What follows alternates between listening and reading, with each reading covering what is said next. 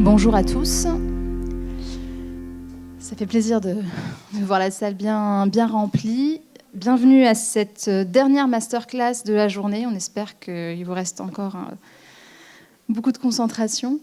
On va essayer d'être les plus clairs possible et de laisser un large temps pour les questions-réponses. Donc cette masterclass est le panorama des aides et solutions de financement possibles. On va se présenter rapidement. Donc moi, je suis Fanny Massy, je suis la directrice générale de Paris Initiative Entreprise, qui est une association qui accueille les entrepreneurs parisiens pour de l'accompagnement, du financement. Et on va entrer dans ces détails après. Et je suis accompagnée de Pierre. Bonjour à tous. Capron. Pierre Capron, je suis le directeur du financement de France Active Métropole, une association qui, vous allez le voir, fait partie d'entrepreneurs leaders, participe au financement entrepreneurs leaders. Moi, j'interviens plus particulièrement sur les départements du 92, du 93 et du 94. Voilà. Mais ce qu'on vous dira concerne tous les départements franciliens. Et enfin, avec nous, Manon Lavergne. Vous êtes dirigeante d'une entreprise. Oui, tout à fait. Bonjour. Je suis dirigeante de Vilouzo, qui est donc la marque commerciale de Prat-Rougier SAS. Et Vilouzo appartient donc au secteur de la mobilité verte. Donc plus en détail, nous avons fait un prototype d'un scooter électrique qui est aujourd'hui produit en grande série et que nous vendons chez Fnac Darty sur notre site e-commerce. Et nous avons donc une deuxième offre qu'on appelle du B2B2C. Plus en détail, nous proposons des scooters électriques en location, cette fois-ci, courte durée, sur les parvis de gare pour les voyageurs arrivant en gare SNCF qui souhaitent se déplacer dans la ville où ils arrivent. Et pour cette deuxième offre, nous avons été accompagnés par l'association donc, de Pierre Capron, par France Active Métropole. Merci. Donc on va essayer de vous apporter à la fois la présentation, mais aussi des témoignages pour que ce soit bien incarné et bien pratique. Le parcours, le dispositif principal qu'on va vous présenter cet après-midi, c'est le parcours entrepreneur #leader et notamment la phase de financement de ce parcours.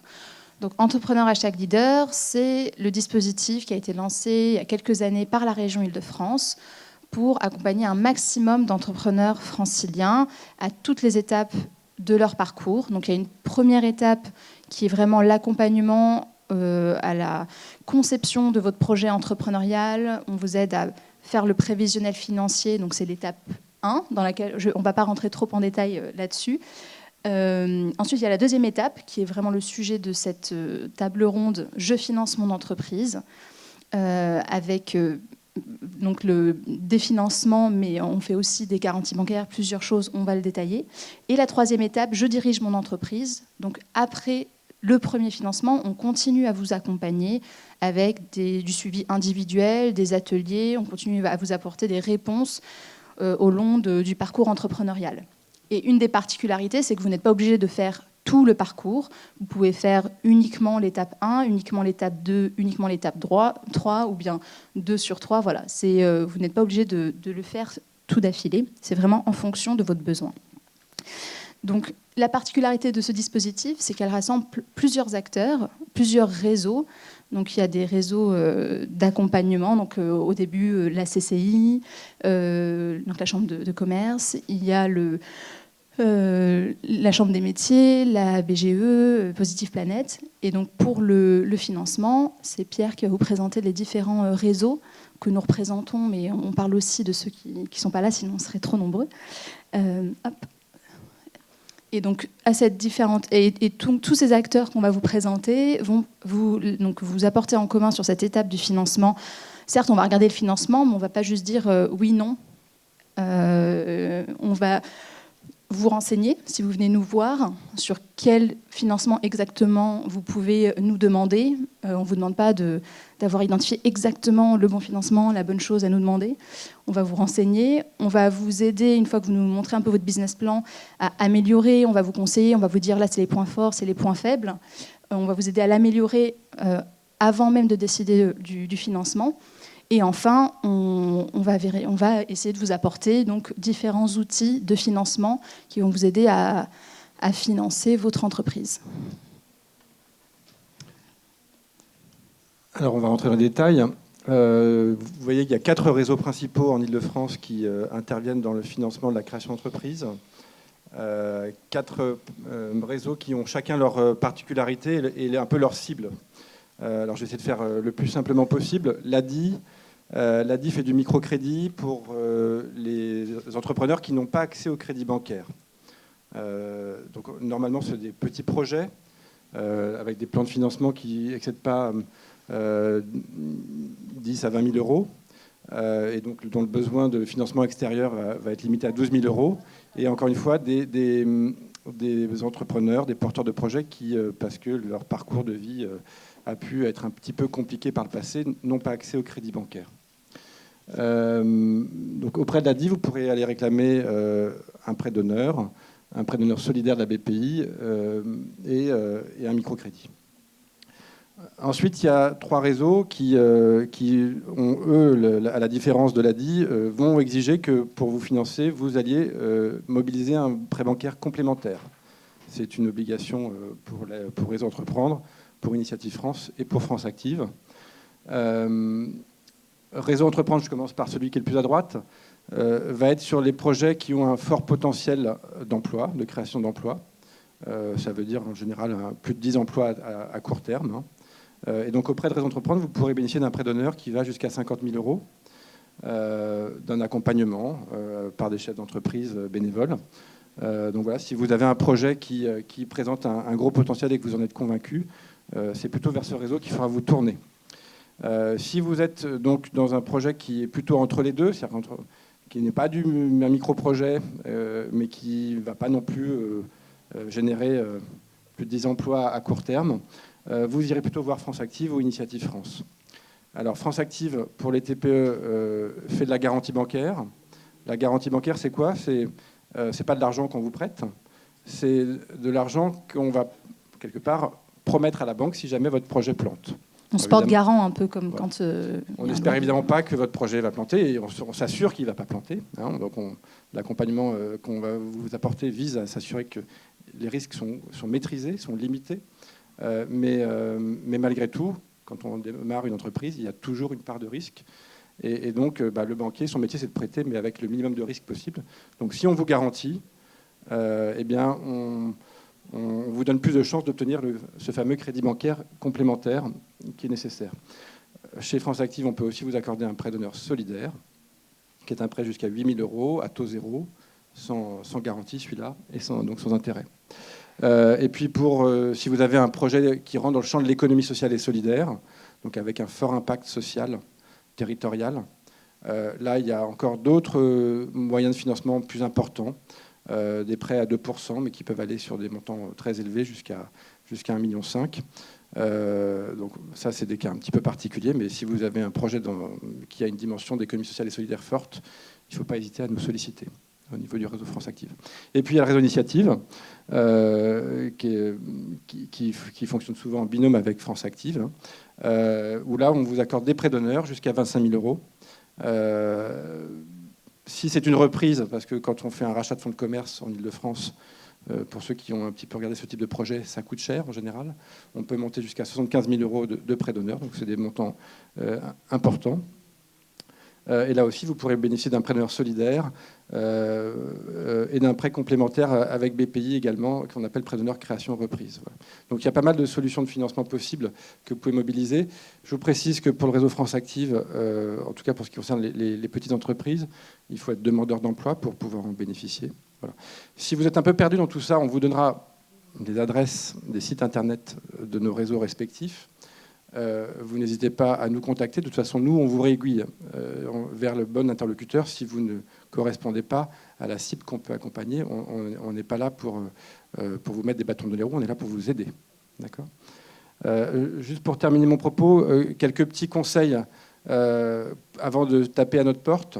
Alors, vous pouvez taper à notre porte dès demain matin, il n'y a pas de problème, lundi, hein, on vous répondra. Venez avec un projet construit.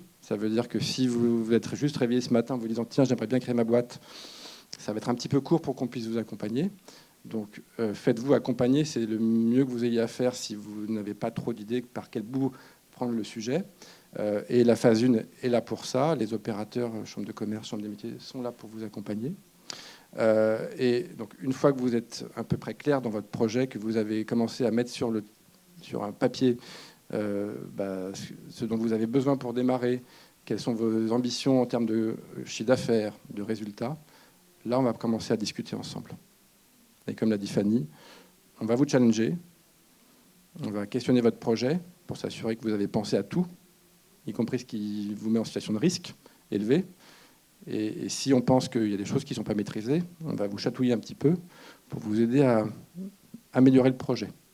Le but, c'est que vous ne vous lanciez pas n'importe comment, dans n'importe quelle condition, dans l'aventure entrepreneuriale. On sait que ça a des risques, il faut que vous les maîtrisiez. Pour vous, pour nous. OK ?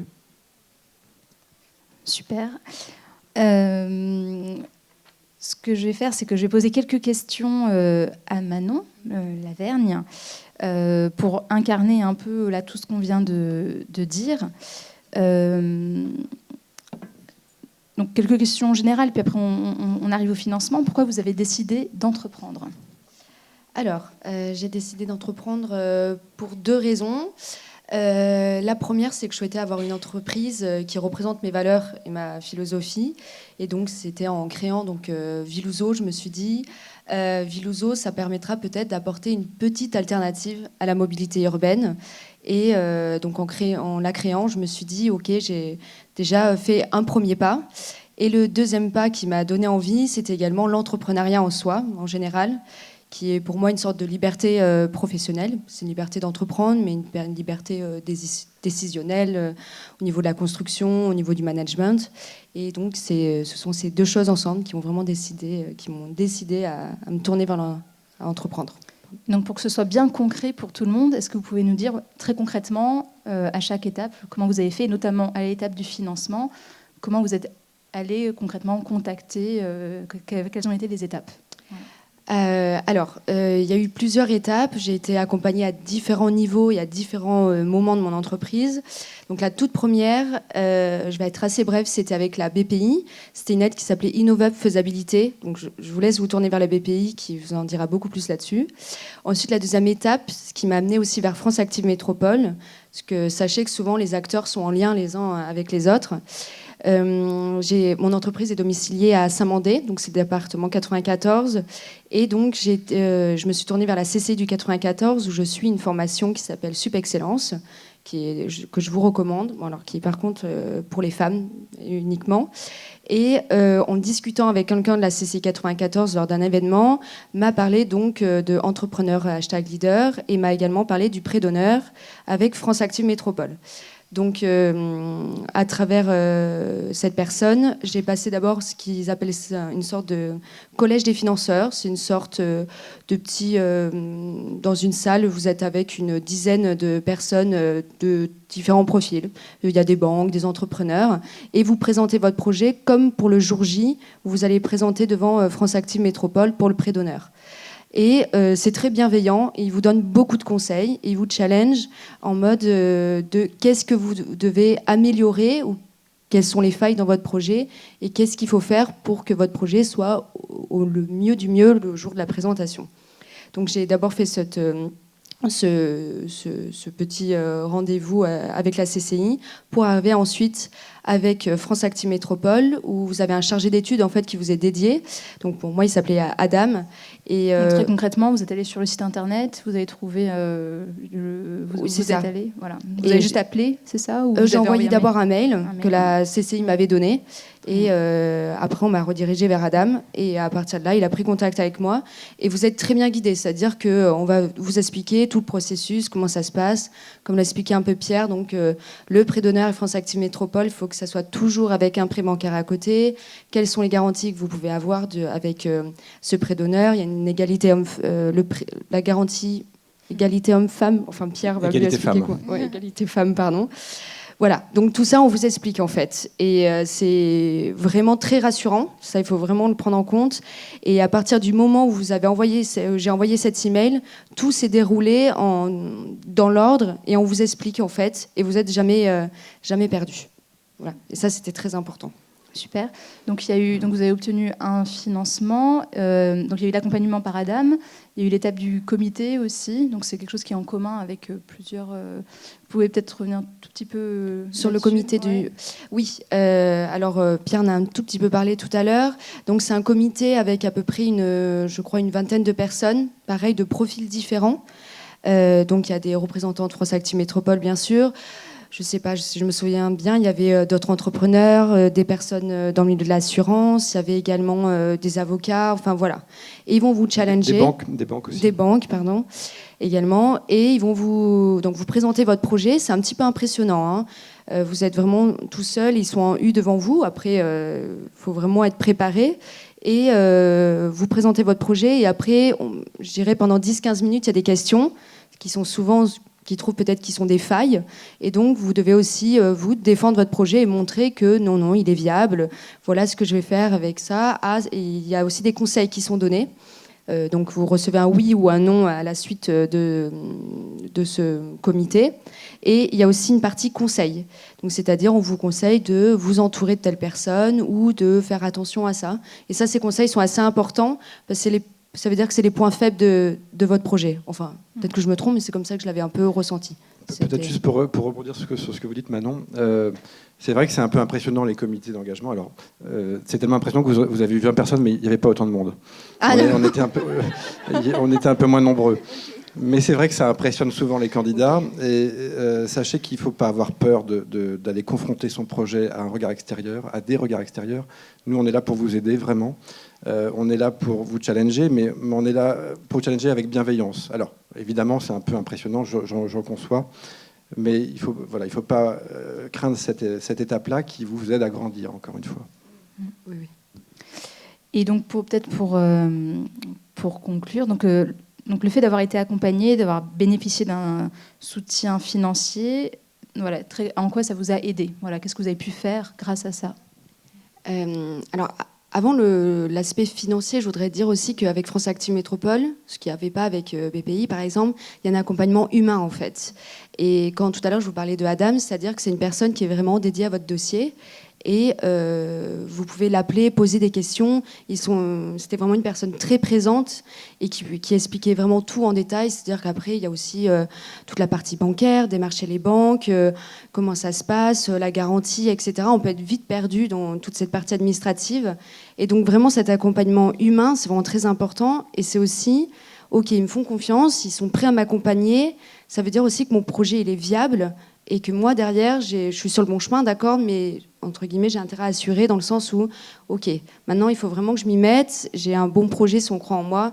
Il faut qu'aussi, derrière, humainement, je rende l'appareil. En fait, ça se fait assez naturellement. Donc, il y a aussi cet aspect humain que je voudrais vraiment mettre en avant et qui est très important, une sorte de mentoring, en fait, qu'on peut avoir de la part de France Active Métropole. Et donc, il y a la deuxième partie financière. Donc, comme je vous ai dit tout à l'heure, j'ai développé une deuxième offre qui était une B2B2C, donc ce partenariat avec la SNCF, ça a demandé des fonds assez importants. Et même si la partie B2C, ma partie vente de scooters électriques fonctionne très bien, j'aurais pas eu les fonds nécessaires pour démarrer cette deuxième offre. Et donc grâce à France Active Métropole et à Spray Bancaire, ça m'a permis donc de monter une deuxième marge dans mon entreprise et de pouvoir lancer cette deuxième offre qui m'aurait été impossible sans cette aide financière. Et maintenant, des projets de développement, du coup, l'étape d'après? Oui, déjà, ces scooters qui vont être en location courte durée là, sur les parvis de gare SNCF, gare de Lyon et gare Montparnasse. Et après, on souhaite se développer dans les 15 gares majeures de France. Et en fait, on souhaite également avoir la possibilité de se développer dans tout ce qui est les entreprises privées ou les administrations publiques ou privées. Donc voilà, donc ça, c'est aussi une deuxième étape à voir. Mais déjà, les gares, ça va bien nous occuper. Donc là, moi, je rebondis aussi pour dire, donc ce parcours-là, c'est aussi une première étape. C'est un premier financement pour vous, mais il ne faut pas hésiter à revenir aussi voir ces réseaux dans un deuxième temps, parce que tous ces réseaux peuvent aussi avoir des financements au moment de la croissance, donc soit des financements dédiés aux entreprises qui sont engagées, d'économie sociale, solidaire, comme disait Pierre. Il y a des prêts d'honneur croissance, et on parle beaucoup de création d'entreprises, mais pour les repreneurs d'entreprises, il y a aussi ces mêmes aides qu'on décline pour ceux qui veulent reprendre des entreprises existantes. Donc, encore une fois, n'hésitez pas à venir et à entrer en contact. Je vous montre la dernière. Voilà, vous avez les contacts des différents réseaux.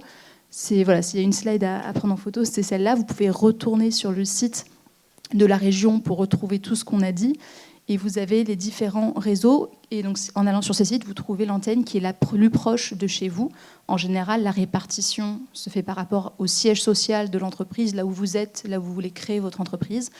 Et en fonction du siège social, on vous dit, voilà le site de la structure la plus proche de chez vous. Et là, vous trouvez le mail, le numéro de téléphone. Si on ne vous a pas déjà aiguillé, donnez le mail d'une personne en direct. Donc voilà pour l'aspect vraiment très, très concret. Je rajoute, Fanny, une adresse web qui ne figure pas sur cette slide, mais l'adresse du site de Manon, viluso.com, c'est ça? Oui, c'est www.viluso.com. Allez-y, parce que si jamais vous avez besoin d'un véhicule qui ne pollue pas pour votre activité, il y a des jolis scooters. Franchement, ils sont très beaux. Ils ne sont pas très chers. Et en plus, ils sont assemblés en France. Donc, ils ont plein de qualités. Voilà. Il y a des bonus écologiques professionnels. viluso.com. Oui. Et je rebondis aussi sur un autre financement qui a été cité par Manon. Donc là, on vous a parlé des financements de tous ces réseaux.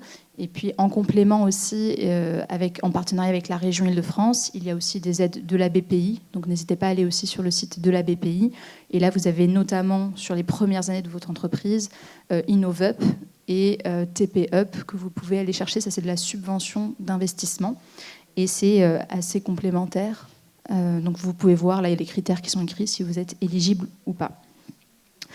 Donc, voilà pour la présentation. On vous a dit qu'on laissait pas mal de temps pour les questions-réponses. Donc, je vous propose qu'on se lance. N'hésitez pas. Oui. Ouais.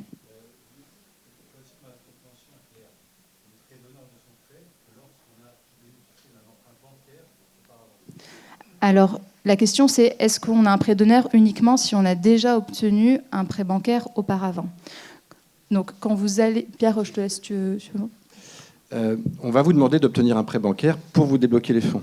Mais par contre, vous devez avoir intérêt à venir nous voir avant d'aller faire les démarches bancaires, puisque nous, on est là pour faire effet de levier sur les financements bancaires. Donc, le fait de vous accorder notre label va vous ouvrir des portes. Vous verrez, c'est pas magique, mais ça a quand même un effet assez fort sur les banquiers qui nous connaissent bien, qui savent que le dossier il a été travaillé, vérifié, qu'on prend une partie du risque à leur place, avec la garantie, avec le prêt d'honneur. Donc tout ça, ça va vous ouvrir des portes. Donc après, il arrive parfois que des entrepreneurs viennent nous voir avec déjà un accord de banque, mais c'est plutôt la démarche inverse qu'il faut faire normalement. Voilà, si vous voulez vous éviter de vous essuyer des refus parce que votre dossier il est mal ficelé, qu'il y a des choses qui ne vont pas, qu'il faut corriger. Il faut savoir qu'on voit parfois des porteurs qui tapent à toutes les portes avant de venir nous voir. Si vous êtes grillé auprès de tous les banquiers, une fois que vous avez fait toutes les portes, c'est compliqué de les rouvrir. Donc il vaut mieux faire les choses dans l'ordre. Et puis dans les petits conseils très pratico-pratiques aussi, vous pouvez essayer d'aller voir une banque au début pour voir déjà comment c'est reçu et venir nous voir au même moment, comme ça vous avez lancé un peu les deux. Et vous pouvez aussi du coup nous dire voilà a priori comment j'ai été reçu. Et puis l'autre recommandation, si vous avez un projet avec un aspect un peu local, territorial, n'hésitez pas, c'est un peu évident, mais parfois c'est pas le cas, à aller voir vraiment les banques du quartier où vous voulez vous implanter parce qu'elles connaissent bien le tissu, elles peuvent vous dire cette rue, oula, c'est une fausse bonne idée, etc. Donc voilà. On va essayer d'alterner homme-femme, et puis voilà. Si vous... Oui. Une période de grâce, c'est un différé, c'est ça que vous voulez dire? Oui. Ouais, ça va dépendre des réseaux. Ça va de 0 à 18 mois. En moyenne, c'est 6 mois. Voilà, après, il n'y a pas de Règle absolue, ça va aussi dépendre de votre projet. S'il y a le conseiller qui va vous accompagner pourra dire c'est vrai que si on attend un retour sur investissement un peu long, on va vous mettre un différé. Si par contre c'est une reprise, normalement vous avez des rentrées d'argent qui vont vous permettre de rembourser rapidement le prêt, donc pas forcément différé. Oui, dans 95% des cas, chez nous, c'est 6 mois de différé. Et au bout de 6 mois, vous commencez à rembourser mensuellement pendant 5 ans. Donc ça étale pas mal. Et c'est à taux zéro. D'autres questions? Oui, allez-y. Alors moi j'ai une question. Oui, allez-y. J'ai une question. Je voudrais savoir s'il faut déjà avoir un chiffre d'affaires pour venir vous voir. Oui. Alors, l'important, donc comme pour les prêts d'honneur, sur la partie prêt d'honneur, comme c'est un prêt qu'on vous fait qu'il va falloir commencer à rembourser au bout de 6 mois, ce qui est bien, c'est que, a priori, vous prévoyez d'avoir quelque chose qui rentre au moins dans 6 mois. Donc, ce qui est bien pour ça, donc il y a certains modèles économiques, par exemple, si vous ouvrez un restaurant, a priori, même si vous n'avez pas fait de chiffre d'affaires avant de venir nous voir, au moment où vous allez ouvrir, il va y avoir du chiffre d'affaires, donc on va vous faire le prêt d'honneur avant que vous ouvriez la boutique, et ça va vous permettre de financer les frais de démarrage, etc. En revanche, si, je ne sais pas, vous faites une marque de prêt-à-porter ou bien vous vendez uniquement en ligne, donc là, ça peut être bien d'avoir fait un tout petit peu de chiffre d'affaires d'avant et puis de venir nous voir au moment où ça démarre. Donc il n'y a pas de règle absolue. On va pas vous demander systématiquement d'avoir fait du chiffre d'affaires avant. Ce qui est bien, c'est de se dire il faut qu'au moins dans 6 mois, vous prévoyez de pouvoir commencer à rembourser. Donc il y a du chiffre d'affaires qui tombe dans les 6 mois qui viennent. Ce qui est vraiment important, c'est que vous ayez une perspective de rentrée d'argent relativement rapide, parce que le différé de 6 mois, ça passe très vite. Dans l'exemple de Manon, il y avait une phase de recherche et développement importante en amont qu'elle a pu autofinancer. On n'aurait pas pu intervenir dès le démarrage de son projet parce que le temps de développement du scooter est trop long. Voilà. Et il aurait fallu rembourser le prêt d'honneur au bout de 6 mois.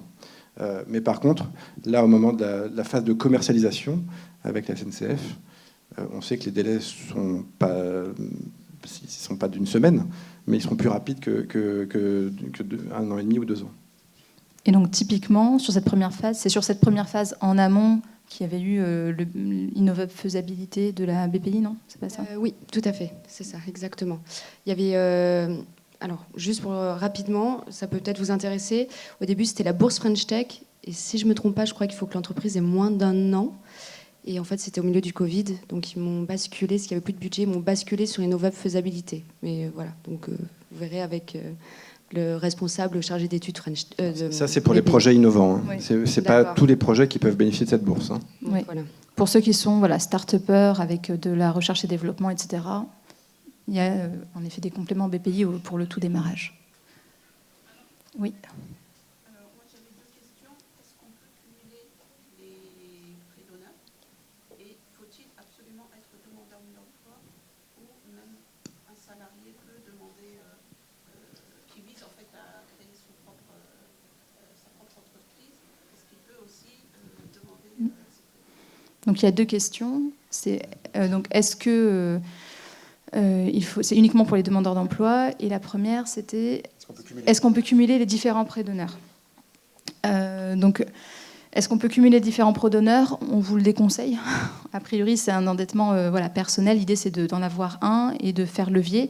Normalement, vous allez voir, on va vous orienter vers la bonne structure parmi les 4 qui va le plus vous accompagner, et vous allez faire un dossier et vous allez obtenir le prêt d'honneur qui correspond le mieux. L'idée, c'est d'avoir, au contraire, j'allais dire, le prêt d'honneur minimal qui permet de faire levier et après d'obtenir la banque ou d'autres financements. Ce que vous ne pouvez pas faire, c'est aller voir 2 réseaux. Demander un prêt d'honneur à 2 réseaux. En fait, pour fonctionner, notre action, elle est financée par la région. La région, elle n'a pas envie de payer 2 fois la même chose. C'est un peu normal.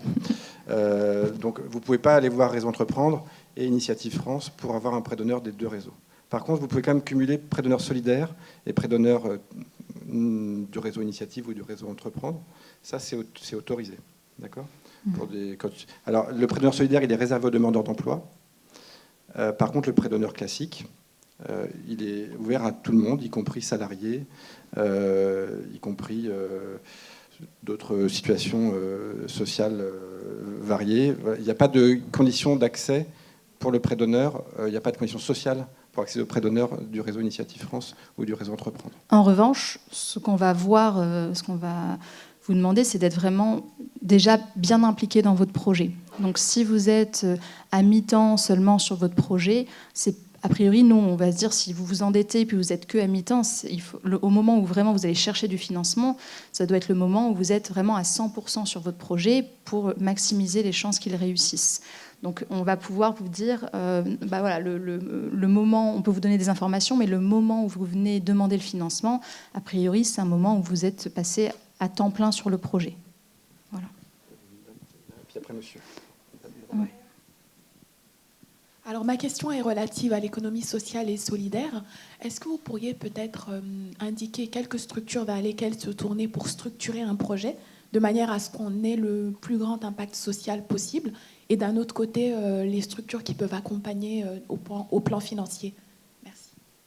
Alors, j'ai envie de vous dire, le réseau France Active, pour ces projets-là, je pense que Fanny ne me contredira pas, on a un programme d'accompagnement qui s'appelle Émergence en Île-de-France, qui permet d'accompagner des jeunes porteurs qui ont une idée pas encore complètement aboutie de ce qu'ils veulent faire et de les amener à réfléchir à tous les aspects en termes d'impact social, de modèle économique, de gouvernance, de partenariat, toutes ces choses qui sont essentielles pour qu'un projet de cette nature puisse fonctionner.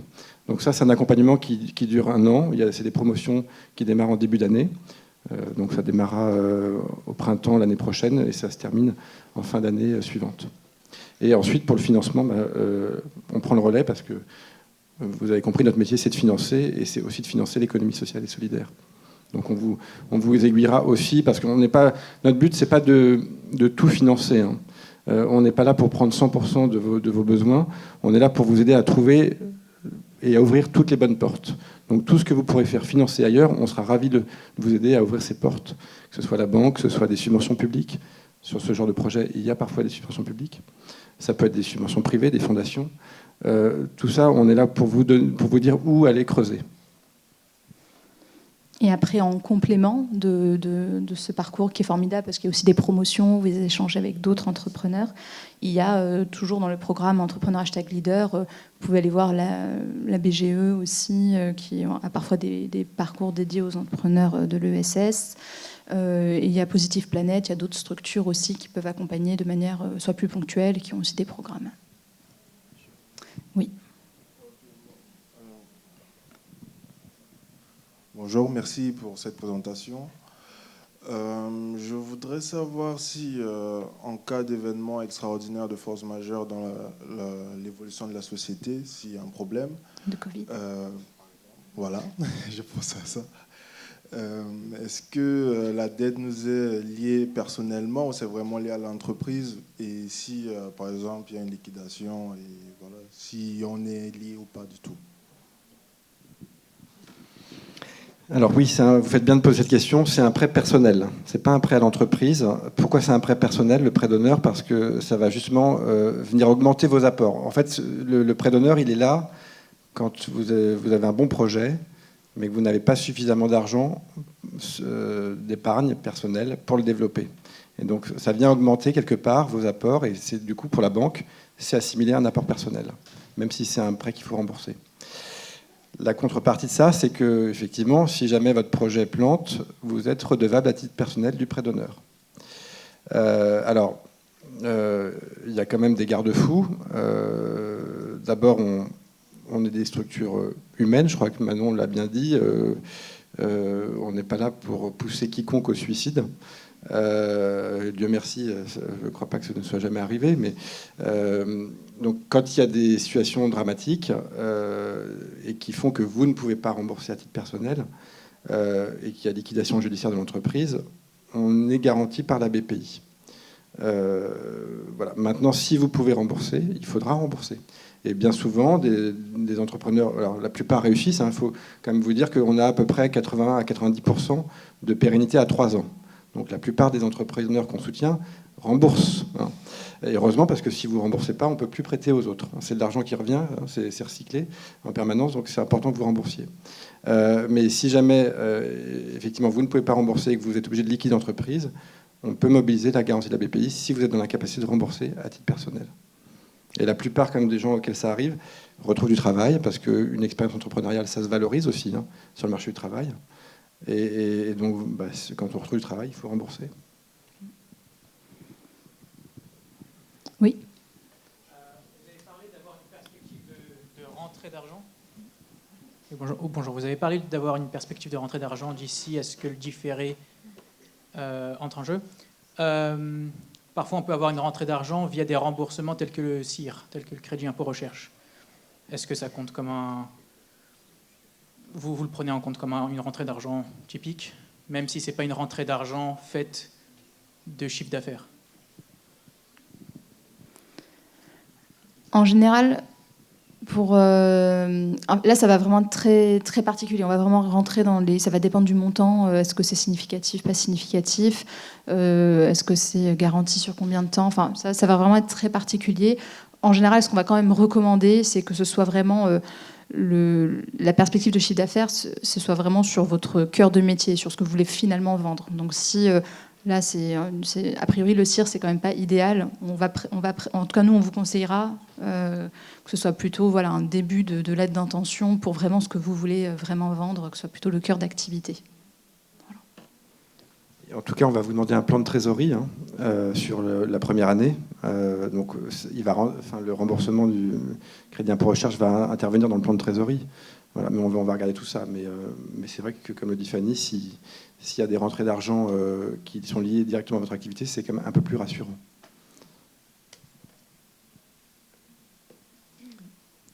Oui. Donc, bonjour à tous. Merci pour ce panorama. J'ai une question qui s'adresse plutôt à la demoiselle, et à vous aussi, tout de même. Pour cette partie de recherche et développement que vous avez en amont conduite, est-ce que vous l'avez intégrée à un moment donné? Parce qu'en termes de coûts, je sais qu'on peut parler un petit peu en équivalent, en certaines équivalences en tout cas, pour le monde associatif, mais vous avez désigné comment, en fait, cet apport immatériel, mais qui doit quand même rentrer à un moment donné dans la considération financière? Oui, tout à fait. En fait, je l'ai mis ce qu'on appelle en compte courant d'associés. Et avant d'aller voir France Active Métropole, qui est d'ailleurs un détail un peu important, j'ai fait une augmentation de capital, c'est-à-dire que ce compte courant d'associés, toute cette partie recherche et développement, toutes ces factures, ça faisait un certain montant qu'aujourd'hui j'ai décidé donc de mettre dans le capital de ma société. Donc c'est rassurant, ça veut dire aussi pour les banques et France Active Métropole que je renonce en fait à ce compte courant d'associés parce que cette recherche avait été financée par mes propres fonds. Et donc quand on fait une augmentation de capital, ça veut dire qu'on y renonce et qu'on est plus engagé en quelque sorte dans son entreprise. Voilà, j'espère que j'ai répondu à votre question. Peut-être pour rebondir, si vous perdez de l'argent la première année, ce qui peut être le cas quand on développe un produit innovant et qu'on n'a pas d'entrée d'argent, si vous générez des pertes et que vous vous retrouvez avec des fonds propres négatifs, ça vous met dans une catégorie noire auprès des financeurs. Les banques ne peuvent pas vous financer, et nous non plus, en fait. Il y a des règles qui s'imposent à nous. Donc c'est là où c'est extrêmement important, quand on a un projet comme celui de Manon, d'avoir un peu d'apport, parce qu'effectivement, cette première phase, il a fallu qu'elle le finance, et c'est ça qui lui a permis d'avoir, malgré une première phase de développement coûteuse, des fonds propres positifs quand elle est venue nous voir. Alors bonjour. Bonjour. Hilary, très bonne présentation, je vous en remercie. J'avais juste une question, parce que contrairement aux autres masterclass qu'on a eues, on vous précisait la plupart du temps le secteur cœur dans lequel, en tout cas, les VC souhaitaient investir. J'avais juste une question pour vous, Monsieur Capron. Monsieur Capron. Est-ce que vous avez des secteurs cibles dans lesquels vous voulez investir, par exemple? Alors nous, on aime à France Active les entreprises engagées. Quand on parle d'engagement, ça veut dire des entreprises qui créent de l'emploi, qui ont un impact positif sur la planète, qui sont un petit peu conscientes des enjeux sociétaux et environnementaux qui se posent à nous tous, je crois, aujourd'hui. Voilà. Maintenant, on n'est pas complètement fermé à autre chose. Et c'est vrai qu'on a bien aimé, je pense, le projet de Manon aussi parce que c'était, comme elle l'a dit, de la mobilité durable, la mobilité verte. Mais il y a plein d'activités qu'on est amené à financer qui n'ont pas un impact spécifique sur la planète, si ce n'est que c'est une personne qui crée son emploi et qui va peut-être en créer d'autres, et donc favoriser le développement économique et de l'emploi sur nos territoires. Donc ça nous suffit amplement. Et donc il n'y a pas d'activité qu'on exclut par principe, si ce n'est peut-être des activités qui ne seraient pas légales. mais pour le reste, on peut financer aussi bien des boulangers que du service à la personne, que du service aux entreprises, j'en passe et des meilleurs. Et je rebondis, donc moi je suis la directrice du coup de l'association qui rassemble et France Active et Initiative à Paris. Mais pour nos collègues de l'ADI et du réseau Entreprendre, ça s'applique aussi. Hein. Les secteurs sont vraiment très variés. Peut-être avec une particularité un peu sur les entrepreneurs engagés, le secteur associatif plus pour France Active. Et le réseau Entreprendre, où vous retrouvez beaucoup c'est moins le secteur que des profils plutôt de start-upers au niveau de l'accompagnement et de la cooptation. Oui, bonjour. Voilà. Oui, bonjour. Oui, voilà seulement une question qu'on est dans des startups dans le domaine de l'innovation. Donc, on réfléchit au départ quand on est dans le stade de l'RD ou des choses comme ça, BPI. Malheureusement, on est confronté parfois quand la société prend un petit peu 2 ans, elle n'a plus le droit à toutes les choses. Et donc, on demande toujours ce qu'on appelle l'équation 1 pour 1, c'est-à-dire je vous donne 200 000, il faut avoir 200 000 dans vos caisses. Moi, ma question par rapport aux jeunes entrepreneurs, plutôt, parce qu'en principe, moi, j'ai dépassé ce stade, il y a cette idée exactement que certains dispositifs de réseau Entreprendre ou d'autres, ils demandent un apport de départ. Oui. On ne peut pas vous donner. C'est-à-dire, parce qu'il y a certains jeunes créateurs, ils vont croire que le prêt d'honneur, c'est tout le monde. Mais en principe, il y a certaines conditions. Ce n'est pas l'ancienneté, mais parfois, moi, je suis confronté à entendre certaines personnes que pour vous donner les 30 000 de prêt d'honneur, il faut avoir le prêt bancaire, ça c'est sûr et certain, et ce n'est pas toujours évident, même s'il y a la garantie.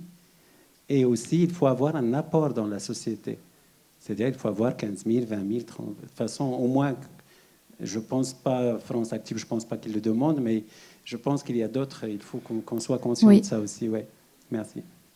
Oui, tout à fait. Et d'ailleurs, c'est pour vous donner l'astuce de rentrer dans la tête d'un financeur. En fait, un financeur, il va se dire, imaginez que vous avez mis juste 1 euro et que lui, vous lui demandez 15 000, 20 000, il se dit, le jour où ça va mal, lui, il a mis que 1 euro, donc il peut partir, entre guillemets, il a que 1 euro à perdre, alors que moi, j'ai 15 000, 20 000. Et donc, avec un regard purement financier, en fait, cet apport, c'est aussi une manière de se dire que, regardez, moi aussi, je m'engage. Et donc, bien sûr, tout le monde n'a pas la même capacité d'apport. Ce qu'il faut savoir, c'est qu'en fonction après de l'entreprise que vous lancez, soit vous avez besoin de beaucoup d'apports au démarrage, soit de peu d'apports au démarrage. Et ça va vraiment varier. Nous, ça nous arrive pour des entrepreneurs qui sont très jeunes au tout début de faire vraiment des tout petits prêts d'honneur en levier sur des tout petits apports. Mais en général, la règle, c'est qu'il faut avoir mis un petit peu au pot. Mais comme le disait Manon, même s'il y a des choses qui ont été un peu antérieures, que vous avez investies avant d'avoir créé vraiment juridiquement l'entreprise, vous pouvez les valoriser après. Il faut bien garder, si vous avez déjà commencé à faire des recherches, à lancer des dépenses, il faut bien garder ces factures-là pour pouvoir dire, bon, j'ai créé l'entreprise officiellement après, mais tout ça, c'est quand même venu de ma poche, donc je le valorise comme en fait de l'argent que je n'ai pas là maintenant tout de suite, mais que j'ai déjà investi. Donc on va considérer qu'en fait, vous aviez déjà mis 10 000, 20 000 euros dans l'entreprise, même si c'est du passé. Alors, en fait, pour être plus précis, chaque association va avoir une stratégie qui va être un petit peu différente. Plus vous allez aller vers la droite du tableau de tout à l'heure, plus on va vous demander effectivement de justifier des apports. France Active ne va pas vous demander en général, même si c'est bien d'en avoir, hein. Je ne vous dis pas qu'il ne faut pas en mettre, hein. Mais on ne va pas vous exiger un minimum d'apport. Initiative va peut-être vous le demander un peu plus et Réseau Entreprendre encore un peu plus. Après, il faut regarder, en fait, c'est par rapport à votre projet, par rapport à l'ambition de votre projet. Moi, je dis souvent, si demain matin, vous avez envie de créer un concurrent de Google ou de Mythique, ce n'est pas avec 1 euro en poche que vous pourrez vous lancer, même en allant nous voir. Voilà, ce n'est pas possible, ça. Il faut être un petit peu réaliste. Par contre, si vous avez un petit projet qui tient la route, qui ne demande pas beaucoup de financement, on peut tout à fait se lancer avec 1 euro. Voilà, ça, c'est une réalité. Quand on a peu de ressources, qu'on a peu d'épargne et qu'on n'a pas la chance de pouvoir mettre des gros montants, mais qu'on a un projet qui est raisonnable au regard de ses moyens, de ses capacités, on peut vous aider. Maintenant, si vous avez un projet qui est très ambitieux, qui a besoin de 200 000 euros pour se lancer dès le démarrage, il ne faut pas rêver. Si vous n'avez qu'1 euro, ce n'est pas possible. Voilà. Donc, après, les banques, sachez que les banques, en général, elles demandent 20%. Voilà, pour donner un chiffre, elles demandent 20%. Mais les prêts d'honneur viennent en complément de vos apports et peuvent vous aider à atteindre ce seuil fatidique des 20%, qui n'est qu'une moyenne. Certains arriveront à se faire financer avec un peu moins d'apports, d'autres, elles exigeront un peu plus. Ça dépend aussi du risque de votre projet. Donc il n'y a pas une règle absolue. Mais dites-vous qu'en dessous de 20%, c'est compliqué.